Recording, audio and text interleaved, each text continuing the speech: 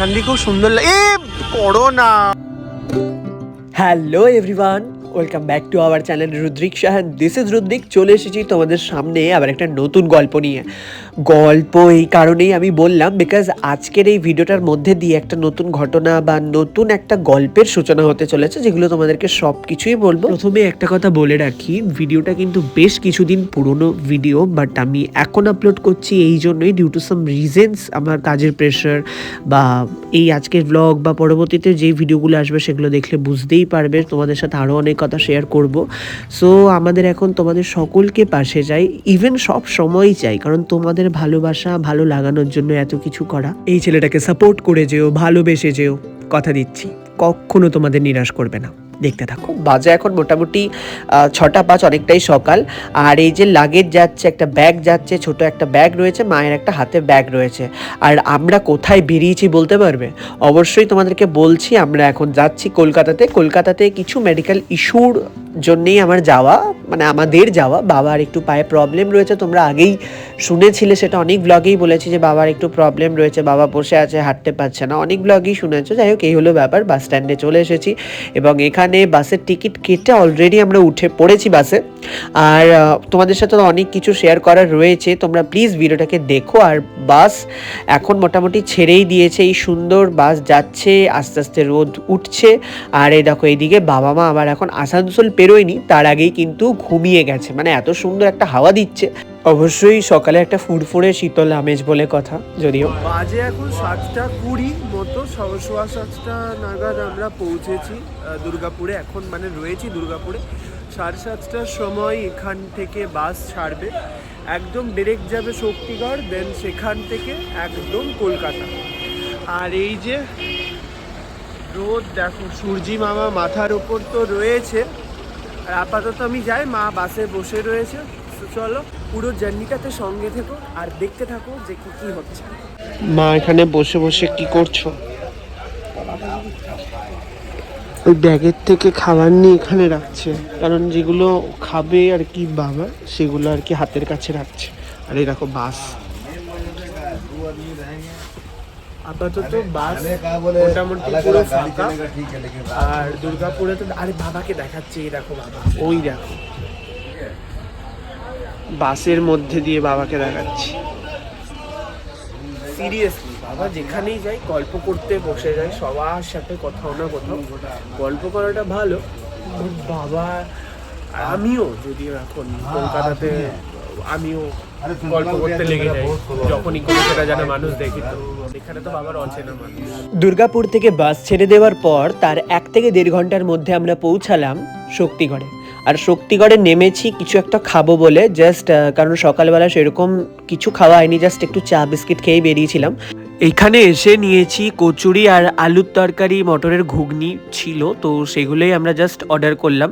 তো সেখানেই বসেছি খেতে। আর গাড়িটা মাত্র দাঁড়াবে 15 মিনিট মতো। আর একটা ল্যাংচা নিয়েছি শক্তিগড়ের ফেমাস, না খেলেই নয়। আমি আর মা নিয়েছি, বাবার তো সুগার রয়েছে হালকা, তো বাবা সেই জন্য খাবে না, বাবার নর্মাল সুগার। আর দেখো জাস্ট এত রোদ উঠেছে, পুরো জানলার মধ্যে পড়েছে, আর আমার একদম গায়ের মধ্যে রোদটা পুরো ডিরেক্টলি পড়েছে, তো সেই জন্য পুরো এক্সস্টেড লাগছে, কারণ অনেকটা রোদ যদিও। আর বাস তার নিজের মতন যাচ্ছে। আর কলকাতায় ঢোকার পর বাস সব সময় কিন্তু একটু হালকা হয়ে যায়। আর আমরা এখন ক্রস করছি দ্বিতীয় হুগলি সেতুর ওপর দিয়ে, দেখলে বুঝতেই পারছো ওই যে মা গঙ্গা, একটা প্রণাম করে নিলাম ছোট্ট করে। তো ফাইনালি আমরা অনেক যুদ্ধ ঝামেলার পর, কারণ এই জন্যই বললাম যে একটু ওয়েট করতে হয়েছিল, অনেক ভিড়ভাড় ছিল কলকাতার পর, তো আমরা নেমে ঢুকে পড়েছি। আমরা একটা উবের বুক করে নিয়েছি, উবেরেই ঢুকে পড়েছি বেসিক্যালি।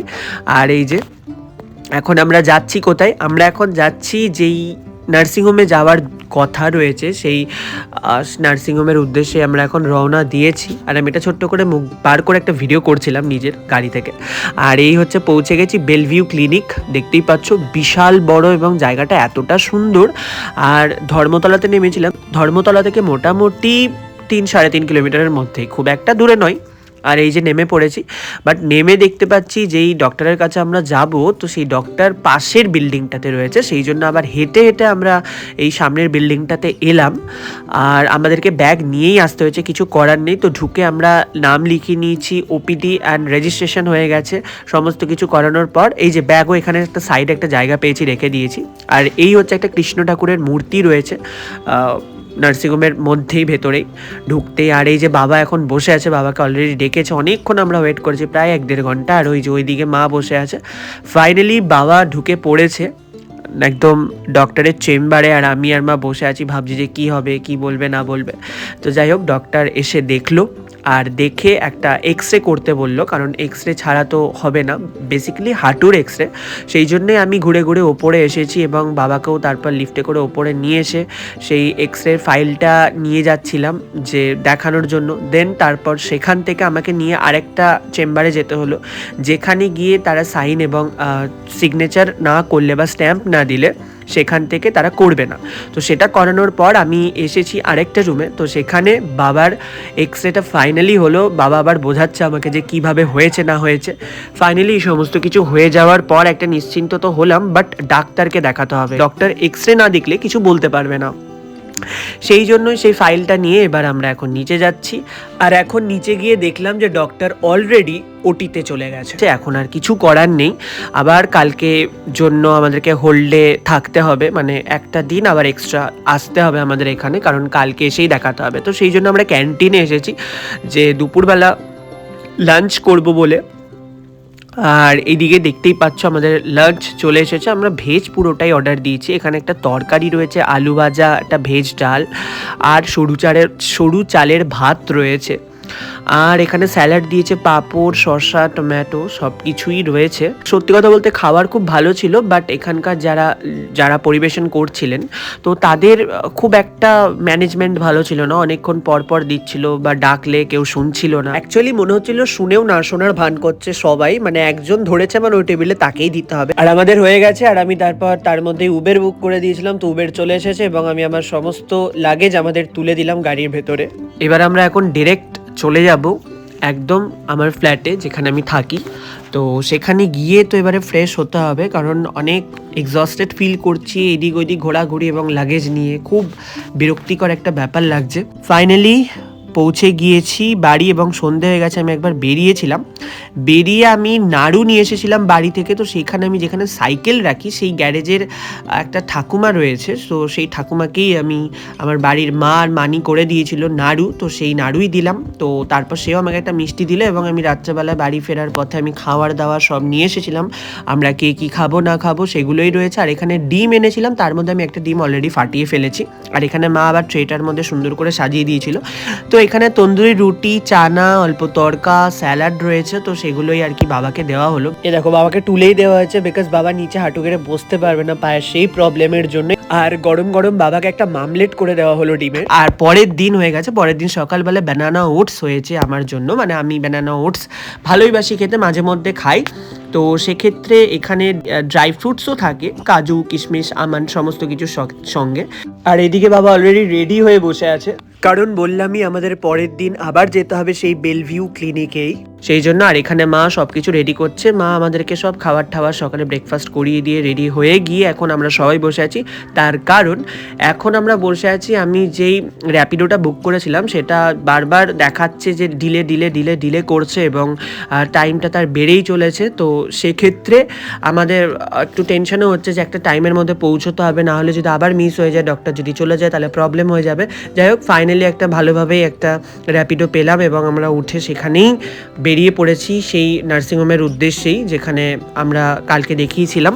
ফাইনালি আমরা নার্সিংহোমে পৌঁছানোর পর আবার কৃষ্ণ ঠাকুরকে প্রণাম করে আমরা ঢুকে পড়েছি এবং এই যে এটা হচ্ছে বাবার এক্সরেতে দেখছে যে কী রকম বাবার পায়ের কন্ডিশন রয়েছে। এবার আমরা ভেতরে বসে আছি, এবার আমরা নিজেরা আলোচনা করছি যে একটু নিজেদের মধ্যে টেনশনও হচ্ছে, মা তার মনের কথা বলছে, বাবাও মন খারাপ করে বসে আছে। মন খারাপ বলতে কি, যতই হোক একটা এত বড় অপারেশন। এবার বলি তোমাদেরকে কিসের অপারেশনটা হচ্ছে বাবার নি রিপ্লেসমেন্টের অপারেশন। তো সেই হচ্ছে ব্যাপার। হাঁটু রিপ্লেসমেন্ট করতে হবে। তো সেটা সামনের মাসে, এই মাসে আর কিছু নয়, সেটা নভেম্বরে। বাই দ্য ওয়ে আমাদের হয়ে গেছে। একটু বাইরে বসে গল্প টল্প করার পর আমি বাইরে বেরিয়েছি যে এখানে যে কয়েকটা ওষুধ দিয়েছে কদিনের জন্য, 1 মাসের 1.5 মাসের জন্য, সেই ওষুধটা আমি এখানে চেক করতে এসেছিলাম। এখানে যে মেডিকেল শপ রয়েছে, তো সেখানে আমি গিয়ে দেখলাম যে এখানে কোনো পার্সেন্টেজ একটা বিন্দুও অফ নেই, যেটা দাম সেটাই নিচ্ছে। কিন্তু আমাদের ওখানে মানে অ্যাকচুয়ালি 15%, 10% বা 20% ডিসকাউন্ট থাকে। তো যাই হোক, এখান থেকে নিলাম না, আমরা ক্যান্টিনে এসেছি জাস্ট কফি খাবো বলে। আমার অতটাও চা কফি পছন্দের নয়, তো একটা বড়টাই অর্ডার করেছিলাম কফির কাপ। সেখান থেকে আমি একটু ঢেলে নিয়েছিলাম মায়ের থেকে কফি, এবং কফিটা সত্যি কথা বলতে খুব ভালো ছিল। আর এখানেই রয়েছে পাশে বেলভিউ ক্লিনিকেরই একটা ছোট্ট একটা গার্ডেনিং করা রয়েছে এবং পার্ক টাইপের, এবং ভেতরটা দেখো জাস্ট এতটা সুন্দর, চারদিকে গাছপালা, ওইদিকে পাখি রয়েছে, এবং আমরা ভাবতেও পারিনি যে এখানে আমরা ঢুকতে পারবো। প্রথমে তো আমি ভেবেছিলাম কোনো স্কুল, কারণ এখানে অনেক বাচ্চাদের দেখেছিলাম। তারপর যখন বড়দের দেখলাম তখন বুঝতে পারলাম যে অ্যাকচুয়ালি এটা পার্ক। আর মা এখন বলছে এখানে ছবি তুলবে। জায়গাটা বেশ সুন্দর, দেখো কি দারুণ লাগছে। সাবধানে, এখান দিয়ে খুব সুন্দর লাগে। পড়ো না, পড়ে যাবে। বাবার পায়ে ব্যথার জন্য অ্যাজ ইউজুয়াল বাবা বাইরেটাতেই বসেছিল আর চা খাচ্ছিল। ওই যে বাবা আসছে, আর বাবার একটু জোশ বেড়ে গেছে ডাক্তারের সাথে কথা বলার পর। একটু পজিটিভ কথা বলেছে ডক্টর। এইবার সামনের মাস থেকে শুরু হবে আমাদের জীবনের একটা নতুন অধ্যায়, যেটার মধ্যে দিয়ে আমরা যাব। অনেকটাই লম্বা জার্নি হতে চলেছে। সো সেই জার্নিতে তোমাদের পাশে চাই। অলরেডি যদিও সমস্ত কিছু হয়ে গেছে, তোমরা অনেকটাই পরে দেখছো, আর আমি এত কিছুর মধ্যে পাজলড ছিলাম, এত কিছুর মধ্যে থেকে আর করে হয়ে ওঠা হয়নি। একটু একটু করে ভিডিও নিয়েছিলাম। যাই হোক, ভিডিওটা কেমন লাগলো অবশ্যই জানিও। ভালো লাগলে লাইক কমেন্ট শেয়ার করে দিও, এবং শেয়ার করে দিও বন্ধুদের সাথে। দেখা হচ্ছে পরবর্তী ভিডিওতে। Bye bye.